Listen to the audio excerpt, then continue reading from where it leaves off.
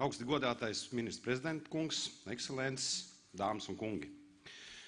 Esmu pagodināts atklāt šo nozīmīgo Latvijas dzelzceļa rīkoto konferenci, kuras dienas kārtībā ir ļoti būtisks un aktuāls jautājums – globālās transporta kustības vīzija. 21. gadsimtā viens no šīm kustības virzītājspēkiem ir infrastruktūra, kas atved cilvēkus, nodarbinātību, iespējas un labklājību.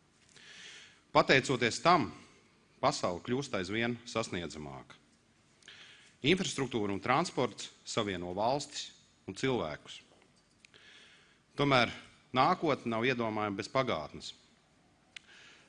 Tās idejas, kuras īstenojām, tās iespējas un izaicinājumi, kurus pieņēmām vakar, kļūst par nākotnes rezultātu.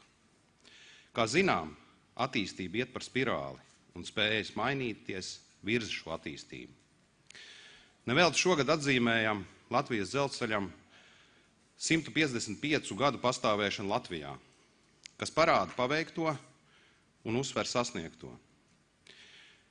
Ja paskatāmies plašākā kontekstā, tad, piemēram, dzelzceļa attīstība ir aizsākusies jau pirms mūsu ēras Grieķijā, kur 1,5 metru platā akmens ceļā tika izcirsta sliede smagu lietu pārvadāšanai starp ostām.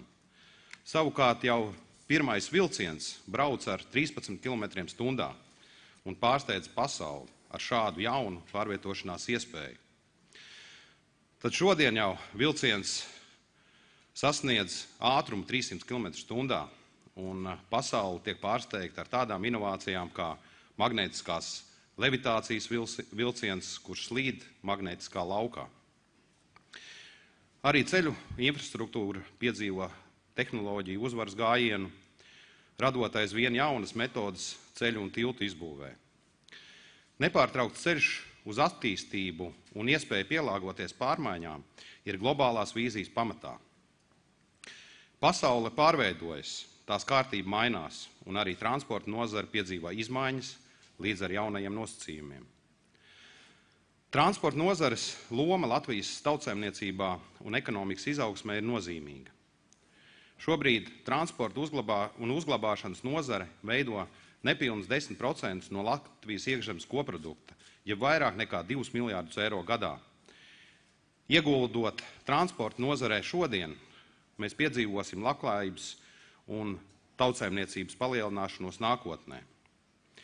To apliecina Oksfordas Universitātes profesors Pols Koljers, savos pētījumos pamatojot, ka 1% investīciju pieaugums infrastruktūrai likumsakarīgi rada ap 10% pieaugumu tautsaimniecībai.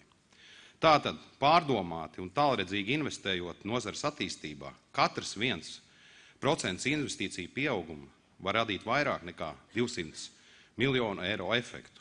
Tas ir liels ieguvums Latvijas valstī kopumā, valsts budžetā, nodarbinātajiem un uzņēmējiem.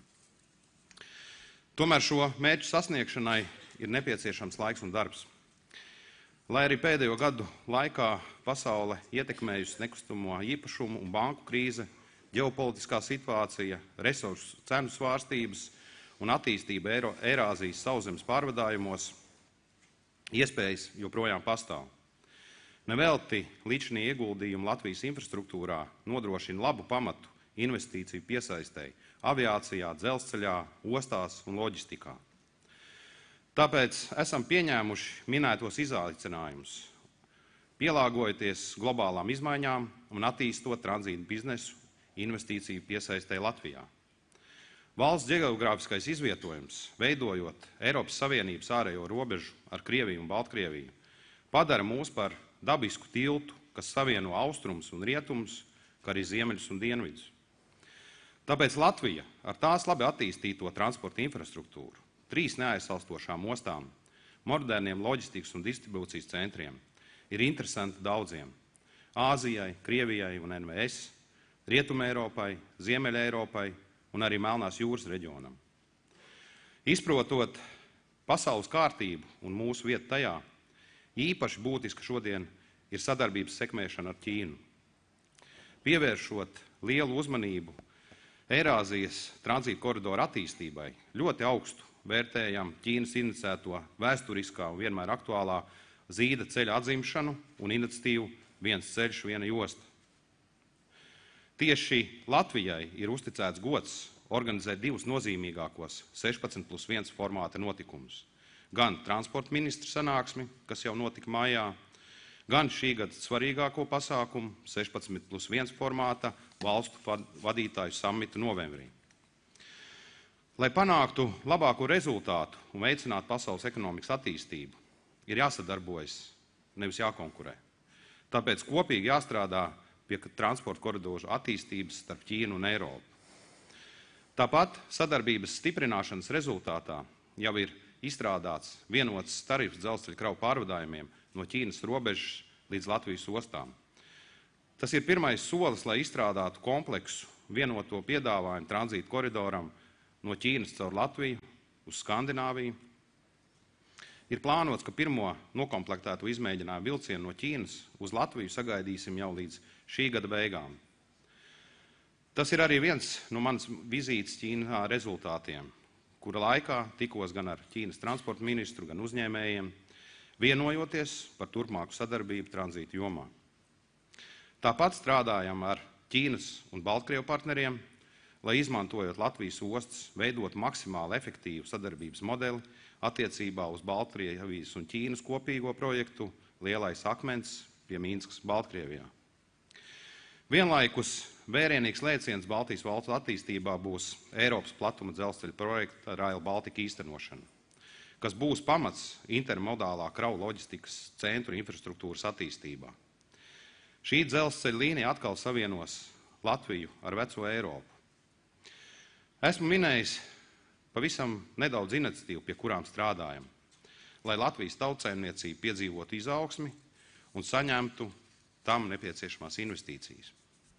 Mums joprojām ir daudz izaicinājumu, kurus jāpārvar ceļā uz sadarbību ar citām valstīm un biznesa partneriem transporta nozarē. Cilvēku zināšanas, jauni atklājumi un pieredze šajā darbā ir īpaši nepieciešama. Tāpēc šīs dienas konference, manuprāt, būs vērtīga, sniegs jaunas nepieciešamas zināšanas, kas noderēs ikdienas darbā, un jaunas iespējas arī sadarbības veicināšanā. Paldies! Paldies Latvijas Republikas satiksmes ministram Uldim Augulim!